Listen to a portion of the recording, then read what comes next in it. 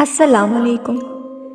رات کی گہری خاموشی میں جب ہر چیز تھم سی جاتی ہے تو کچھ لمحات ایسے بھی ہوتے ہیں جو انسان کی زندگی ہمیشہ کے لیے بدل دیتے ہیں۔ میرے لیے وہ رات بھی ایسی ہی تھی، ایک ایسی رات جس نے میرے دل میں ایک خوف پیدا کیا جو آج تک قائم ہے۔ میں ہمیشہ سنسنی خیز کہانیوں کو مذاق سمجھتا تھا، لیکن اب میں جان چکا ہوں کہ کچھ حقیقتیں وہ ہیں جو ہماری عقل سے باہر ہیں۔ میں آج آپ کو ایک ایسی چڑیل کی کہانی سنانے جا رہا ہوں جس کی گردن اتنی لمبی تھی کہ وہ آسانی سے دروازے کے اوپر سے جھانک سکتی تھی۔ وہ چڑیل جو رات کی تنہائی میں لوگوں کے گھروں میں دستک دیتی تھی۔ یہ واقعہ اس وقت کا ہے جب میں نے اپنی نوکری کی وجہ سے ایک دور دراز گاؤں میں رہائش اختیار کی۔ میرا کام سرکاری نوعیت کا تھا اور اس گاؤں میں میرا آنا محض ایک ذمہ داری تھی۔ گاؤں کی فضا میں عجیب سا خوف تھا، لیکن میں نے کبھی ان باتوں پر دھیان نہیں دیا۔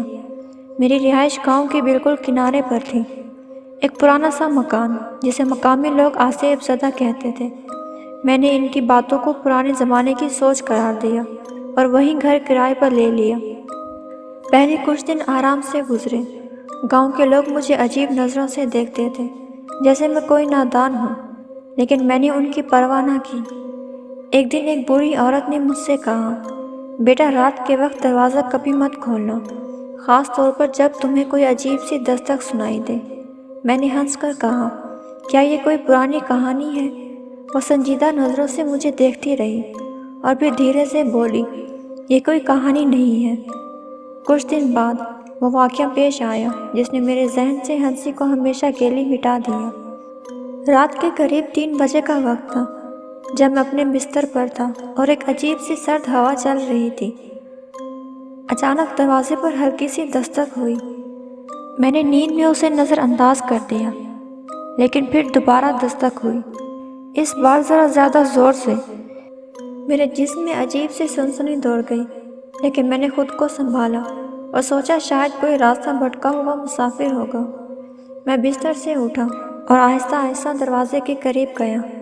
جیسے ہی میں نے دروازے کے سوراخ سے باہر دیکھا، میرے ہاتھوں کے طوطے اڑ گئے۔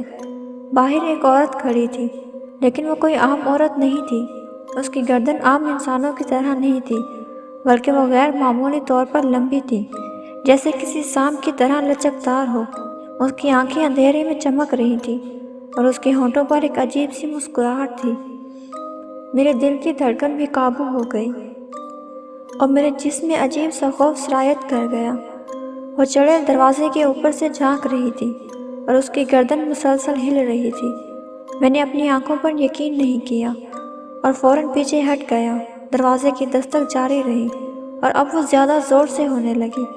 وہ چڑیل مسلسل دروازے کو کھولنے کی کوشش کر رہی تھی، جسے وہ جانتی ہو کہ میں اندر ہوں۔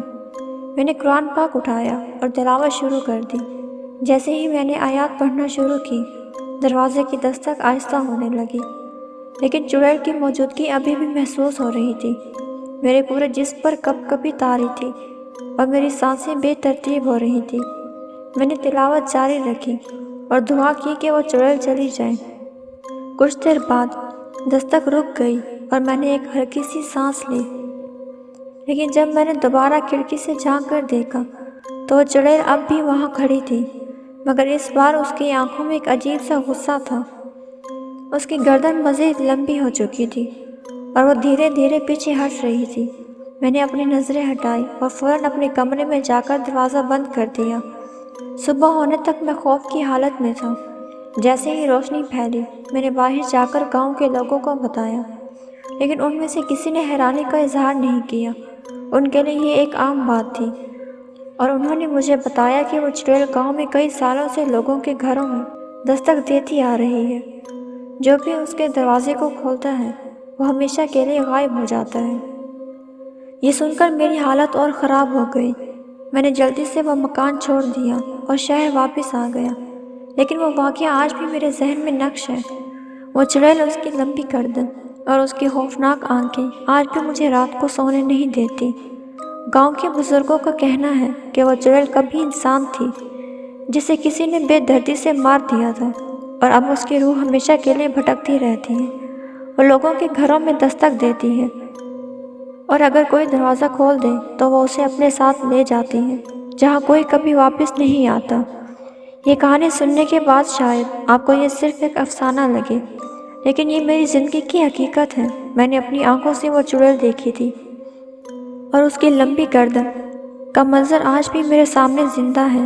اگر آپ رات کے اندھیرے میں اچانک دروازے پر دستک سنیں تو کبھی یہ نہ سمجھے کہ یہ کوئی معمولی بات ہے۔ ہو سکتا ہے کہ وہی لمبی گردن والی چڑیل آپ کے دروازے پر بھی کھڑی ہو، اور اگر آپ نے دروازہ کھولا تو شاید آپ بھی اس کی اگلی شکار بن جائیں۔